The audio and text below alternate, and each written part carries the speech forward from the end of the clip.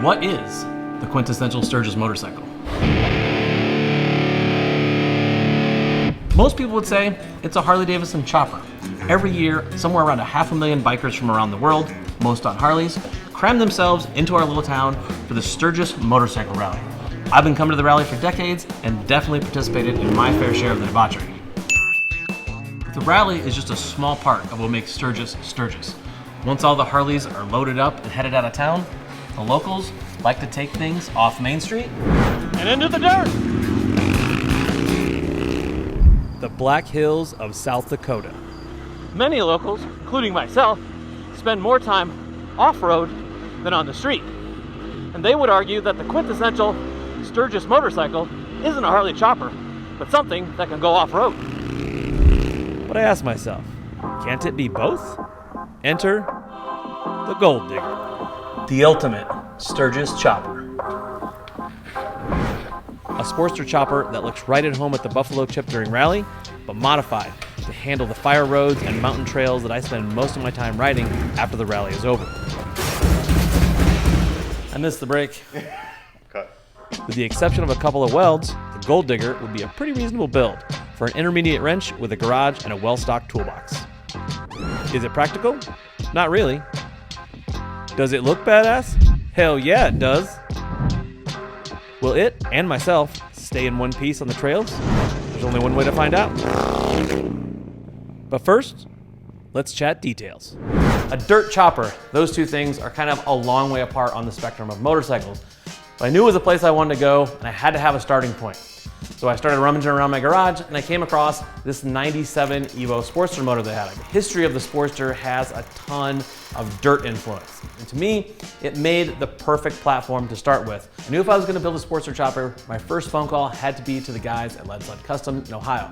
They are the quintessential Sportster chopper builders, and they ride a ton off-road, so they would have exactly what I needed. Basically, we went with a 2-up stretch and a 2-out stretch and kept the stock rake. Oil tank comes with the kit, and it is basically ready to go. I had to do zero fab work to that. Even comes with the stainless steel hardware. Super, super easy. And while I was talking to the Lead Sled guys, I had to get a set of these wheels. It's their take on the classic Invader from years past, only much, much stronger. Out back, we went with an 18 by 130. That means that we can run adventure bike tires on the back of this, again, giving us a really wide range of dirt tires. I have a Bridgestone AX41 back there. I didn't want to put big fat trees on it. I didn't want to do like a wacky dirt bike front end. I wanted to keep this very classic looking. So I stayed with the 39 millimeter front end. The lowers are actually off of my 89 FXR. But as you can see, I shaved the legs down here. Replaced the tubes. These are some DLC coated black tubes from Custom Cycle Engineering. I just really like the look. Raw aluminum Pro 1 billet trees. And then to top it off, Legends Axio kit. It's a chopper, so there's not a lot of suspension. I'm just kind of rounding out the front end. Put the RSD fork brace in there. Quite frankly, just because I like the way it looked. Time to move on to taking a look at my 25-year-old engine and drivetrain. I knew there was a 1200 kit in it, but it was tired. Who knows when it was put in there? So I replaced that with an S&S 1200 kit, put some Fueling 505, 515 cams in there. Basically, that's the biggest kind of cam setup I could put in this engine without modifying the heads or changing valve springs or something like that. Twin Tech ignition, that's key because things like raising the compression, changing our cam timing, things like that, this gives us a ton of adjustability to take advantage of those other hot rod parts we put in the engine.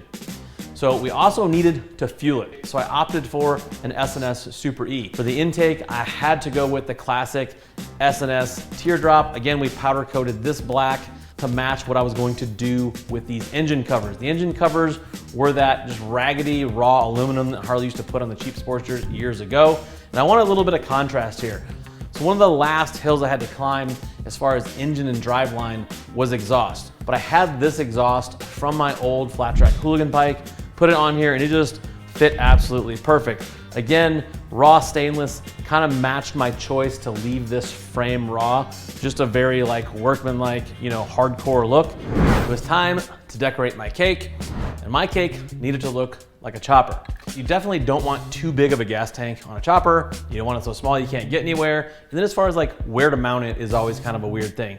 So bumping around the JMP website, this thing really spoke to me. It's got that kind of rounded alien head shape, as I like to say, offset gas cap, and it was Frisco mounted already.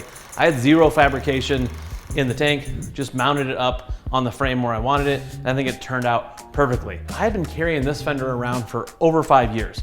This was off of an Indian Scout. I just shaved the mounts off, cut a chain clearance, and bam, we had a deal. What do we want to paint this? I had a really raw looking bike in the raw frame. So in my mind, if it's a chopper, it kind of has to be Metal Flake. So I got a hold of my buddy Danny Hendricks over in Sheridan, and he sprayed the most Metal Flaky of Metal Flake gold on this thing. I just couldn't be happier. It kind of really pulls out that yellow and black J&P theme as well, which I really like, and it sparkles. Choppers need to sparkle.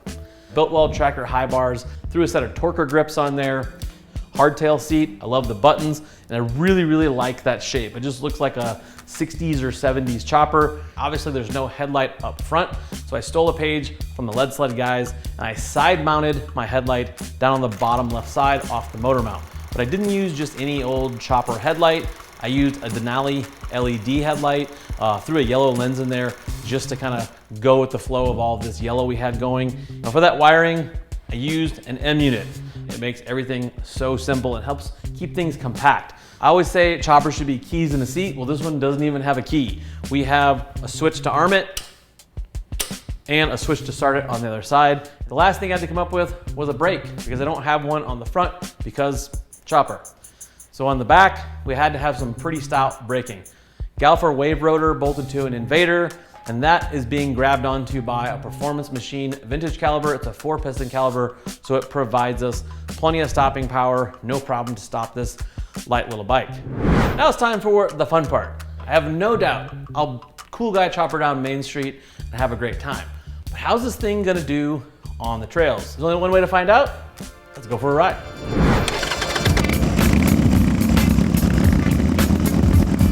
Main Street Sturgis on a chopper. It is definitely a vibe to see people turn and look in there, which is, you know, part of what you want. You build a cool bike like this, you want people to notice and appreciate it. It's a big part of choppering. The stance on this thing is rad. Very compact, but all the little bumps and inconsistencies in the road are just coming right on through that frame with no suspension back there. Off-road, this may be a bit more dicey than I anticipated.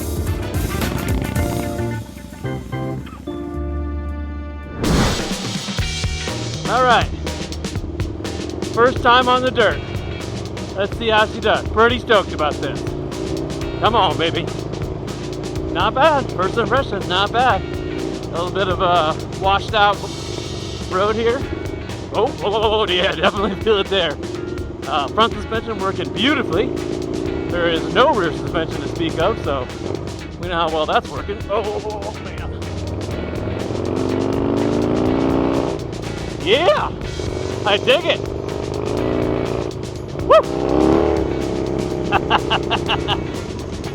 Overall, fun factor is very high.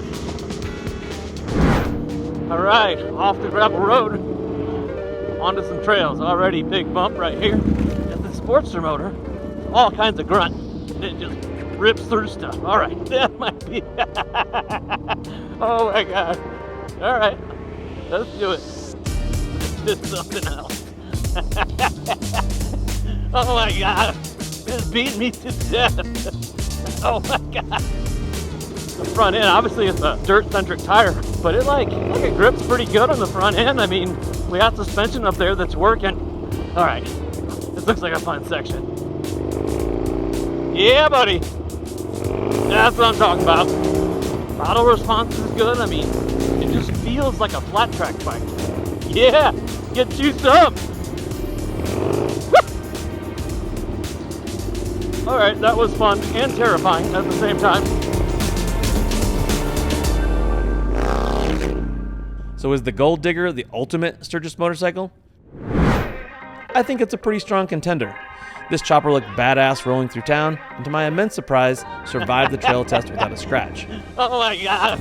Sure, after riding her off-road long enough for the video guys to get what they needed, I felt like certain body parts were tenderized meat. But that shouldn't be the big takeaway here. The real takeaway from this experience is making something that shouldn't work actually work.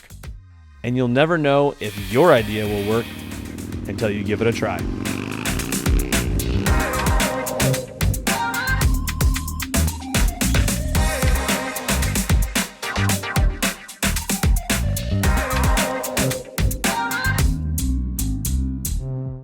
Hey folks, hope you enjoyed that build project and maybe even got inspired to build your own.